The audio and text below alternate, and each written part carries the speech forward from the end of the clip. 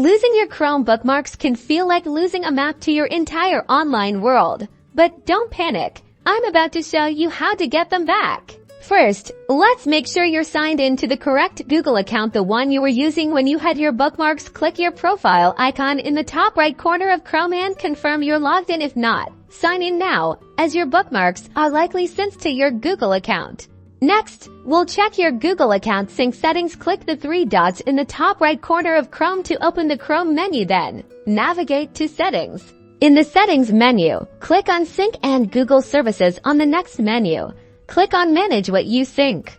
Make sure the bookmarks option is toggled on. If it's already on, try toggling it off, wait a few seconds, and then toggle it back on. This can sometimes force a resync and restore your bookmarks. If the sync method does not work for you, you can also check in your Bookmarks Manager in the Chrome menu. Navigate to Bookmarks and then click Bookmarks Manager. You can also use the Ctrl-Shift-O keyboard shortcut.